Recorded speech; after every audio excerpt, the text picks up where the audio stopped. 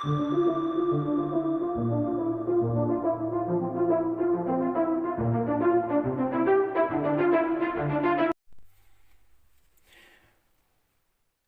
to the video, and let's just jump right in. What do we have here? Classic strip spur gear from a HPI Savage. Anyone who runs a Savage, I'm sure you can appreciate what it feels like when this happens, immediately ruining your day. And hopefully you've got a spare with you that you can fit, but if you don't, you're going home. And a nicely chewed up slipper clutch assembly there as well. Another pretty common Savage event. So what can you do about it? Oh, you can keep some spare gears. They're not that expensive. You've got all the different teeth in them, sizes, weights, which we'll get onto later in the video. And then you've got a few aftermarket options, which are, we've got some steel ones here.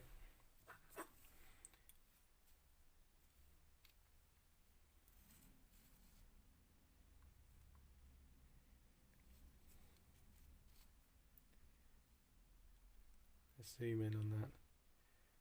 So this is just all made out of steel. It's got quite a thin profile, no separate bearing in the middle, just using the steel material itself as the bushing, which is fine for that, I think.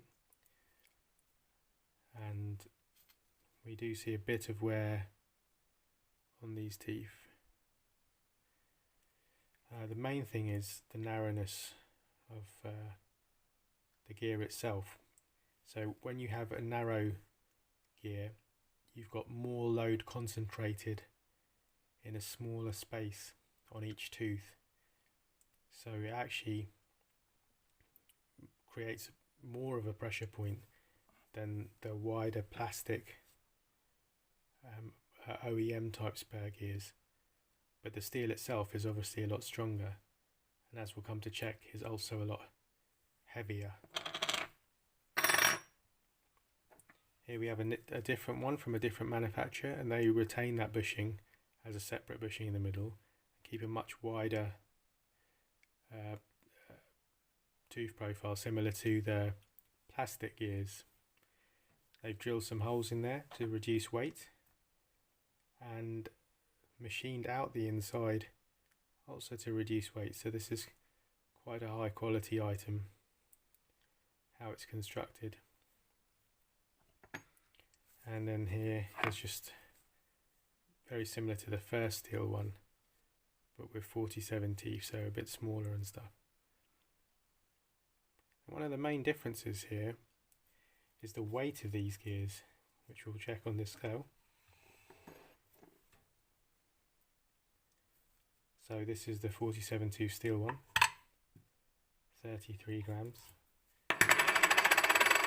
This is the one, let's reset that, sorry.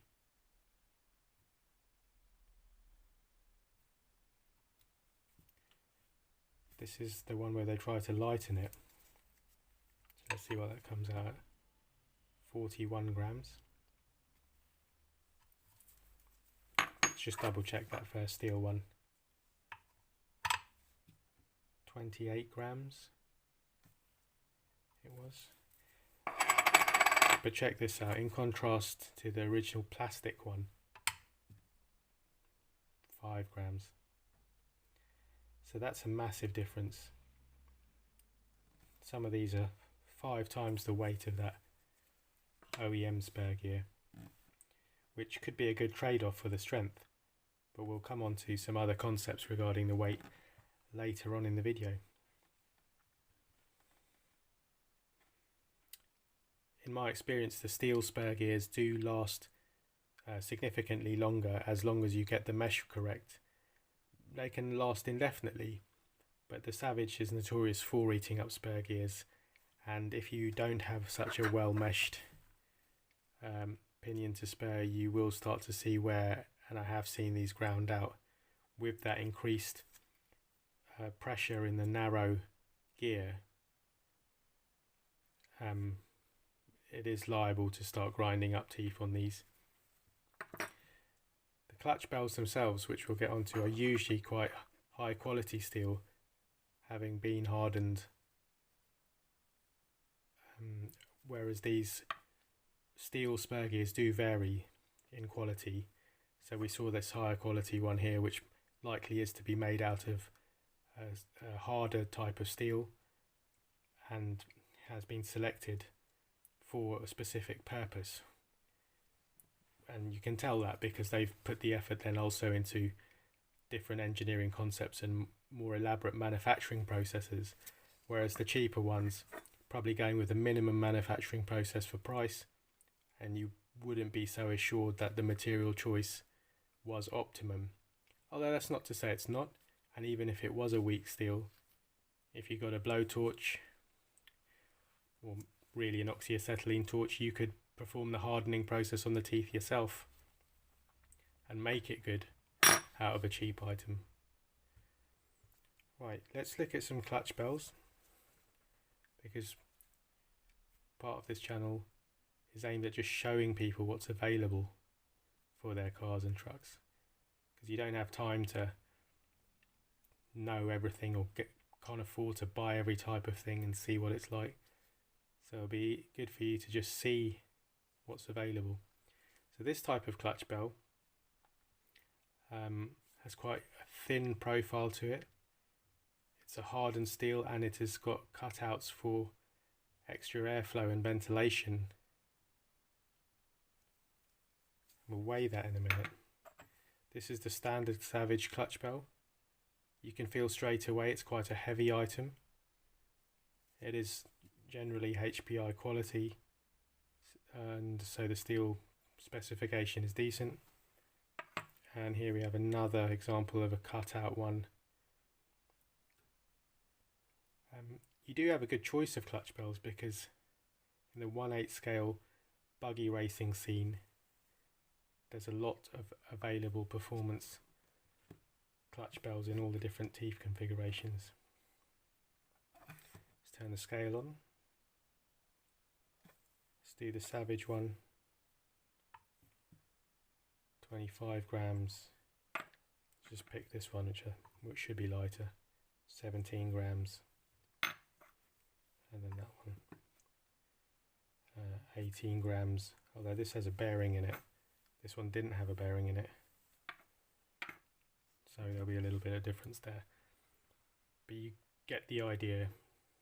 They can also vary in weight. And in conjunction with the weight of the spur gear, that's a significant amount of high-speed rotating mass you can either use to your advantage as with a flywheel effect for momentum, or count it against you as in reducing the acceleration of your drivetrain.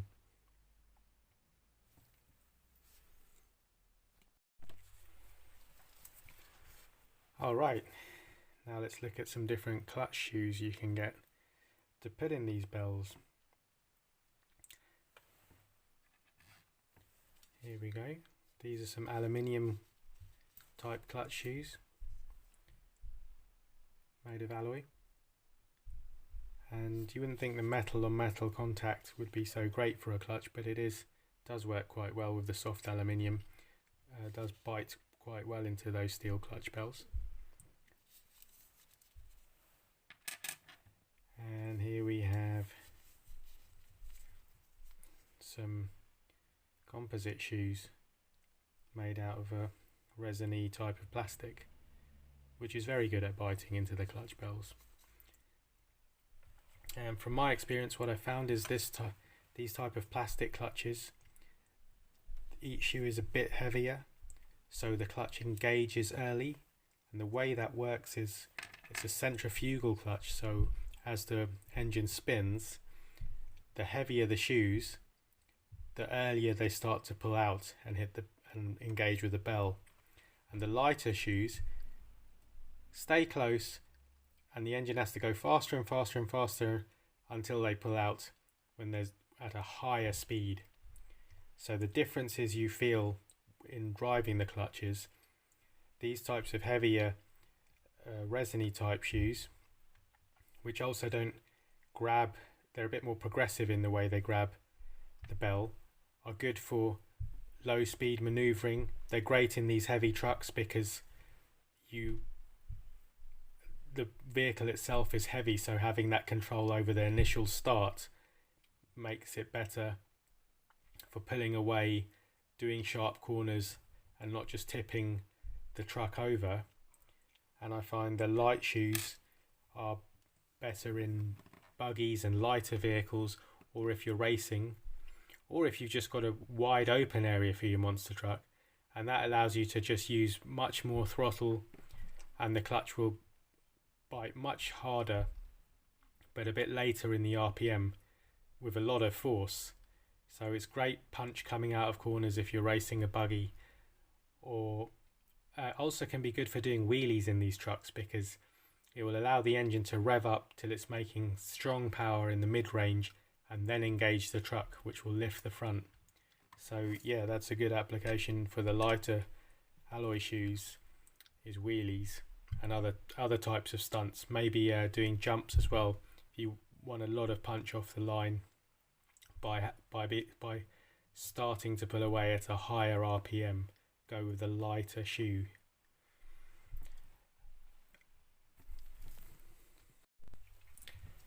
Let's look at a few different flywheels. You've got alloy ones, thin, thicker, more offset, less offset, different mountings, 2 shoe clutches, 3 shoe clutches, and you even get 4 shoe clutch ones. Steel, heavy one there. Give you an idea of the difference in weight between a steel one and an alloy one. 34 grams for that. Just 7 for that. Oh, 17, 30. Similar type of idea there. The heavier weight one gives you more of a flywheel effect, so it keeps the engine turning over at especially at lower RPM, and makes it more difficult to slow down when you're trying to slow the engine down. And this is good in the heavy vehicles, in the trucks, as it sort of adds a bit of extra momentum to the engine to keep the truck moving around, whereas the lighter ones are more suited to racing and allowing you to rev up and grab the drivetrain at a higher RPM quicker. Again, still can be good for the trucks if you've got your gearing right. Allows you to just mash that throttle, you know, it'll smash the gears into gear, and you could be doing a wheelie or really just enjoying that big acceleration with all the suspension squatting down at the back. But for maneuvering around a tight space, the heavier drivetrain is a bit of an extra help there. Right, next I'm going to just look at the 2-speed, the second gear engagement, for people that don't know how these work. The HPI Savage has a 2-speed gearbox, as do many other RC vehicles, and what that is it has a centrifugal engagement of a second gear. The way that works is you've got this shaft spinning inside there like that, and at a certain RPM what you get flicking out is this. Let me try and focus. Yeah, this arm flicks out. See it? So it's spring loaded in at a certain RPM. When there's not enough centrifugal force, it flicks out, and then that catches here, engaging the second gear. So at this lower RPM, it's just spinning inside the gear doing nothing, using the first gear, which is along this shaft here.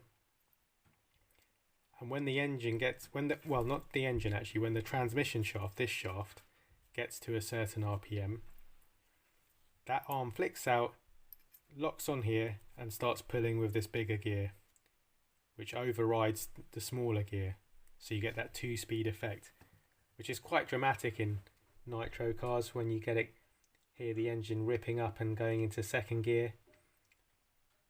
It's quite fun. Everyone loves that second gear engagement. And what you can do with these centrifugal clutches, there's always let's try and get it to focus in here. I don't know if you can see that. There's an Allen key, and that allows you, a grub screw, a grub screw. Adjusting that allows you to adjust the preload on the spring on that arm. So if you wind it in a bit, it puts more preload on the spring. That means a greater force is required to overcome the spring, and that means that second gear will engage when this shaft is going faster. So you can hold first gear for longer if that's what you want. Maybe you want that for wheelies, maybe you want that for traction, maybe you want a lot of RPM range in the first gear for climbing hills and steep banks, or whatever you're doing, pulling away, wheelies, and you want that second gear to engage later when you're really going for it, when you've got top end or just on a straightaway. Then you would wind that screw in a bit, adjust it a little bit at a time, maybe 1/8 of a turn at a time. It's quite sensitive to delay the engagement of that second gear. On the other hand, you might want to be in second gear most of the time because you've got quite a flowy track or flowy area to work in, and you don't want the truck bogged down in first gear. You only want that for pulling away, in which case you can wind the screw out a little bit at a time until you got the engagement you want, and then it will just use the first gear to get you moving and then be in second gear most of the time, which is quite practical in a monster truck. Enjoying these trucks, depending on the amount of space you've got, it's quite practical to do it in the second gear. If you've got a big area, you can enjoy holding first and then going into second, or if you just want to make a wheelie machine, you can do that using the first gear. But that's not to say you can't use that using the second gear, because you've got two ways of manipulating the gearing. You've got your main gear ratio, which is your pinion to spur gear ratio, and then these ratios in the box, which you can't usually change these. On some transmissions you can, but usually they're fixed because they're constrained by space limitations inside the gearbox. But it's very common to be able to change spur gears and pinions. So what you have then is two different ways of getting different drive characteristics. You can go with a small pinion and a large spur gear, which will give you a lot of acceleration, a lot of mechanical torque, great for pulling away, wheel spins, wheelies. Then you can also choose if you want to hold the first transmission gear, or you want to get that up into second gear then. And ultimately, these will limit your top end speed, because there's only a certain RPM the engine will get to, and once that's spinning at maximum RPM, there's only a certain RPM that will turn. If you want to go for higher overall top speed, you need to use one of the bigger pinion gears available. Savage has some quite good ones, and please note, for buggy top speed runs, HPI make some of the larger pinions on their clutch bells, having 18, 19 and 20 teeth ones available for the HPI Savage, but pretty useful if you want to go for a top speed run on your buggy. And then you would use a smaller spur gear to have an overall taller gearing. This could be another example where you have a tall primary gearing, and you set a late engagement of second gear so that it uses first gear in a very practical manner to have the torque to pull away, do maneuvers, get going. before it gets to second gear, but ultimately you have a very tall overall ratio for the highest top speed if you've got a big area. One of the great upgrades for the Savage, which changes it, it's not so fun, but if you've got a lot of space, is to have the 3-speed gearbox from the later ones and the XL, which have 2 of these centrifugal clutches, giving you a second and third gear, which gives some really complex gearing tuning you can do with it. Again, another example of why the Savage is a great truck to get real vehicle dynamic principles, play around, have a lot of fun with them. And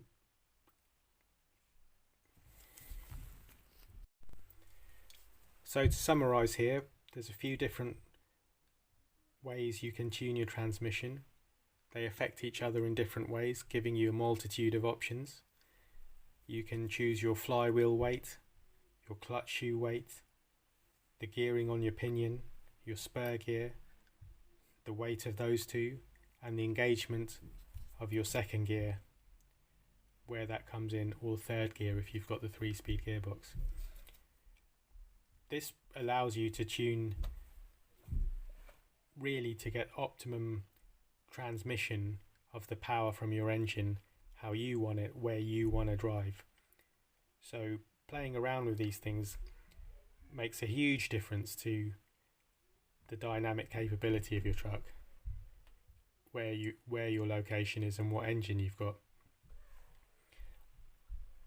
What I would finish with though is, in these radio control vehicles, the wheel and tyre weight ultimately at the end point of your transmission is the biggest definer of the characteristic of your truck.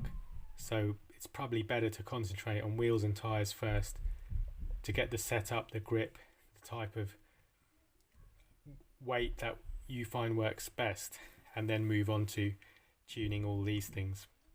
But that's not to say these don't have a large effect. Even though we're only talking about grams, they're spinning at tens of thousands of RPM or thousands of RPM, and that those few grams really multiply, and you can definitely perceive it through the speed of revving of your engine and how the vehicle moves. So I hope that gives a bit of an idea of what's available for radio control vehicles, not just a Savage, and some of the concepts at play in transmissions of all sorts, not just for vehicles.